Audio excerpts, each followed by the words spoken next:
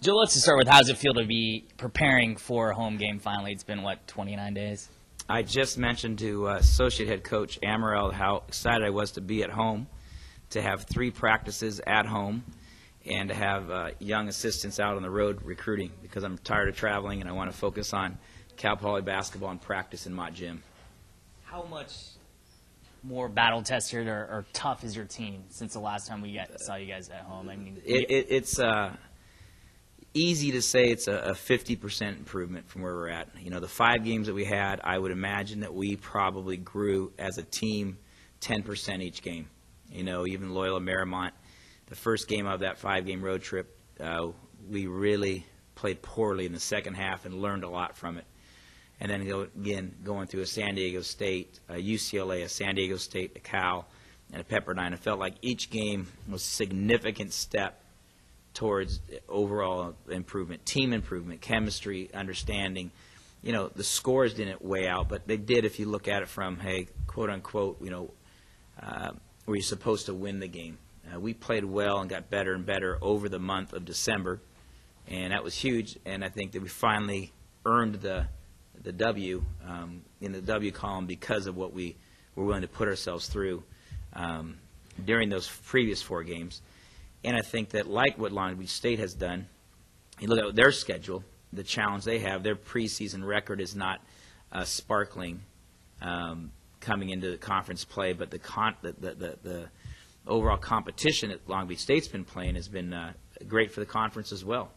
So we're looking at what we're able to play, look at what Long Beach State played, look at what Santa Barbara played and knocked off Santa Barbara. I think it's great for the conference as we get into conference play, and that's why we have a television game tomorrow night with Santa Barbara playing Long Beach State and having those games picked up. That helps the overall RPI of our conference, is who we schedule in the preseason, kind of getting over the fact of, you know, what our win-loss record is. Our RPI is over 200 now. I mean, you talked about it all preseason, how, you know, this schedule, especially a stretch in December, would get you guys ready for Big West play. Is your team where you envisioned it theoretically, or are they where you want it to be? Well, we're certainly not where we want to be, but we have another 8 weeks for that. It's about where we could expect to be based upon the hand that we're dealt. You know, we're playing fewer players than I would have imagined 6 weeks ago with the number of injuries and the lack of experience at key positions. Pretty pleased with the development of Malik Love. I mean, you look at your football team, it's the quarterback. You look at your baseball team, pitchers. You know, who has the ball in their hands the most? And so Malik Love has done a real nice job. So I think he is about, you know, he's met and exceeded some of our expectations for him as a point guard. And then you look at Chris OBrien's continual development. You look at Sean Lewis's ability to make plays at the end of the game, get the catches. David Hansen just getting named Conference Player of the Week, continuing to develop his role in the team. Will Donahue nearly posting a double-double. You know, every time he steps on the floor, he's either 1 rebound or 1 point away from a double-double. So from those 5 or 6 guys, we're pretty pleased. Of course, we're continuing to develop a bench. So that's where I'd say that we still have a ton of work to do, is some freshmen still getting themselves in the role. Jordan Lewis is doing a great job off the bench for us as a 6th man for us right now.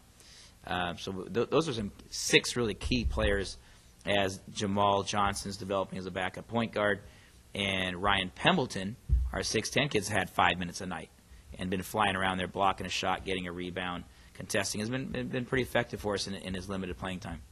Talk about the Big West opener and having it be in here against Long Beach and everything like that. Just kind of talk about what you guys are expecting. Well, what I'm pleased is that obviously we get started at home. What I'm a little disappointed in is that the students aren't going to be able to be here for the game, and so we have made it a community night, and we're, you know, under 13 are free. Any child under the age of 13, community basketball night. We're doing a clinic up at the Judkins Middle School tomorrow afternoon for 3 hours to get our guys, about 70 kids there. So, you know, building up momentum in our own community, so that our community, I really look at this as a community tip-off. You know, it's really the tip-off of the conference play in front of our community, and waiting for another week or two, actually 2 weeks before we get back home after this one, before our students are in, to really kind of catapult us into conference play.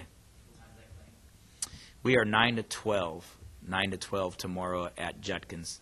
We have already 70 kids signed up for it, so it's great. Hey, Joe, last year you played well against Long Beach State pretty much every time. I know you got a good win against them there. Yeah. How do you, when you see them this year, how do you match up against them? They are similar to last year. They have 80% of the same players back. They've lost one starter to a hand injury, ironically. Larry Anderson's out 4 to 6 weeks.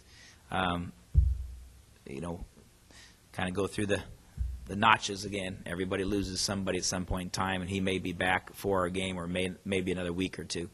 We'll kind of play that by ear. But with 2 all-conference candidates and 2 all-conference players in Casper Ware and TJ, so it's really looking at a team that's long, athletic, quick, and a big thing now, so experienced. These aren't the freshmen and sophomores that we saw in the past. These are juniors and seniors. The Platter kid just coming off the bench and shooting it really well. So we're looking at a very experienced, the Phelps kid in the middle. Looking at a very experienced team with 5 double-figure scores. Anderson's out, so it gives them 4 double-figure scores right now. So we're looking at a team that I think, quite frankly, is selected in the top 2 because they've earned it by being in that championship game last year, by competing right there with Santa Barbara. So we're kind of concerned with their length and our ability to rebound with it and pass through that length. But that's why we played San Diego State, UCLA, and Cal, Pepperdine. Those teams, Loyola Marymount is very similar to they're very long inside. And so those 5 road games, I think, have prepared us to give our best effort and our best preparation as coaches getting ready for the opener. What kind of role would you like to see Chris OBrien play offensively, as the conference season starts and even as you go through the season? Well, we'd like him to be able to get 3 or 4 3-pointers a night. He's got the highest percentage on our team from the 3-point line, and we've talked to him about we needed him to take 3 or 4 3-pointers a night. One of the reasons he has the highest 3-point percentage is because he's very selective on when he takes them.